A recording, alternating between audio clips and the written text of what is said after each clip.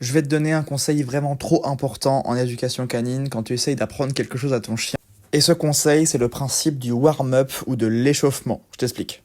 Ok, alors imagine que tu es en train d'apprendre le pas bouger à ton chien. Au début, tu vas aller pas très loin, tu vas revenir. Quand ton chien va réussir, tu vas récompenser. Puis le deuxième essai, tu vas aller un petit peu plus loin, tu vas revenir, tu vas récompenser. Le troisième essai, encore un petit peu plus loin, etc., etc. Jusque-là, on est d'accord.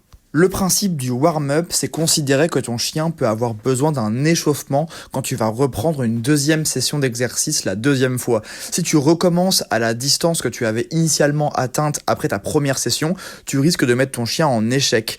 Le warm-up, c'est donc penser à ta deuxième session à recommencer de plus facile. Même si tu sais très bien que ton chien avait réussi la dernière fois, il a peut-être besoin de se remettre dans le bain de l'exercice. Il a peut-être besoin d'avoir cette petite piqûre de rappel et de s'échauffer pour que tu puisses ensuite reprendre la distance de travail et l'augmenter encore et encore. Et là, on parle de la notion de warm-up et d'échauffement avec un exercice tu attends pas bouger parce que c'est très facile de comprendre et de l'imager parce qu'il y a la notion de distance. Mais en fait, c'est exactement la même chose avec n'importe quoi, même avec de la réactivité par exemple. Si vous travaillez le renoncement congénère à 10 mètres la première session et que votre chien a des super résultats, peut-être qu'à la deuxième session, il va falloir reprendre d'abord à 12 mètres ou à 13 mètres pour remettre votre chien dans l'exercice que vous lui demandez avant de passer à 8 ou 7 mètres. Ça, c'est hyper important de vraiment l'avoir en tête. Et maintenant, je vous invite à avoir cette réflexion pour tous vos entraînements. C'est pas parce que votre chien réussissait hier que vous pouvez reprendre exactement au même endroit aujourd'hui.